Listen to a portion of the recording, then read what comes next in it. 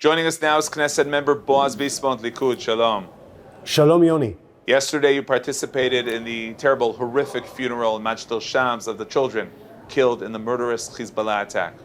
Yeah, it was horrific. I mean, you always think, especially in the Middle East or in our world right now, that you've seen the worst, and you always see worse things. And I'll explain. Before being a member of parliament, I used to be a journalist. In 2013, I think, there was this horrific attack in Toulouse in the Jewish school Otzar Torah, where 3 little kids were assassinated, murdered by the terrorist Mohammed Mrach. And at the time, I was sitting there with the families and with the 3 coffins waiting to be buried in Israel. And I said to myself, you can't think of anything worse. That's what I thought personally. And then came the 7th of October, and you remember what they did, those barbarians to our kids beside Gaza, in Kfar Aza, in Nir Oz. You remember that. Of course, it wasn't that long ago.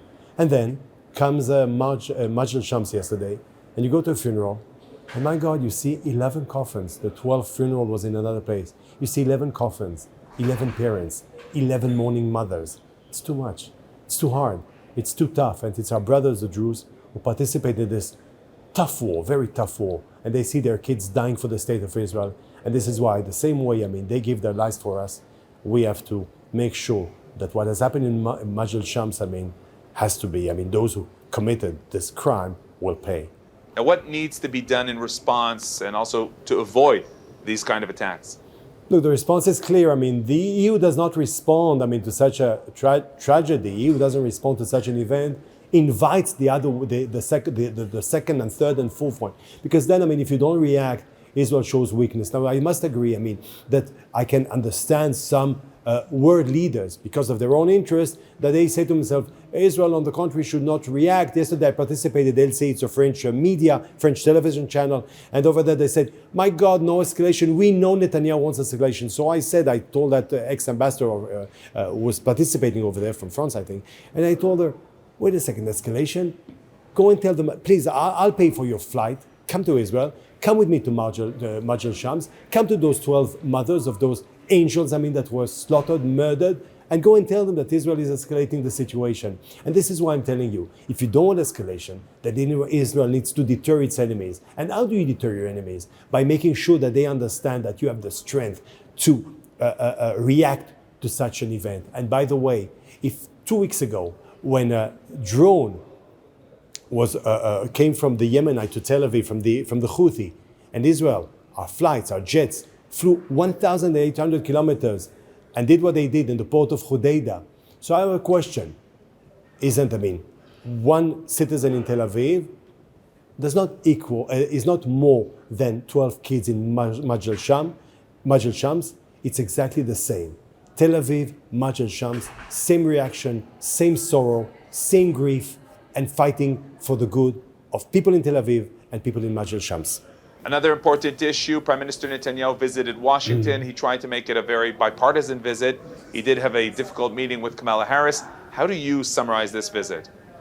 First of all, it was a bipartisan. He was invited by 2 parties, by 2 houses, and Prime Minister Netanyahu respects, both Democrats and Republicans. He says this all the time. Every conversation we have about the United States, that's what he says, and I believe him. He's a very responsible person.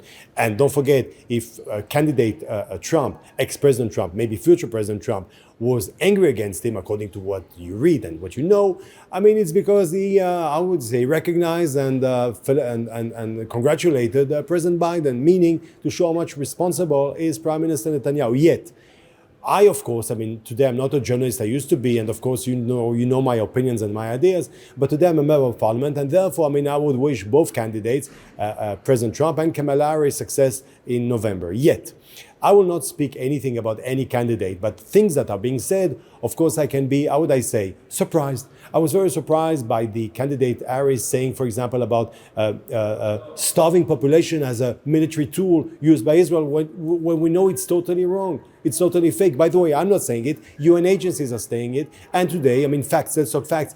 In Gaza, you've got today 80% more food than you had before the 7th of October. So let's talk facts. And you know perfectly well that this war is not only a military maneuver. It's also a diplomatic war. It's also a judicial war. It's also communication war. And when things like that are being said, try to imagine public opinion and what they think about us, and it's totally false. The second thing is concerning, of course, the ceasefire in the Palestinian state. I mean, let's not forget that Palestinian state is the last thing you need now in the region if you really want security, stability. I'm not talking yet about peace. It will come, but it will take some time. So how can you speak of a Palestinian state? And I'm not even talking about the fact that you're giving a reward to terrorism. Why? Because for decades they speak of a Palestinian state, and only after the 7th of October you succeed in making it happen. So what will it sell all around the world?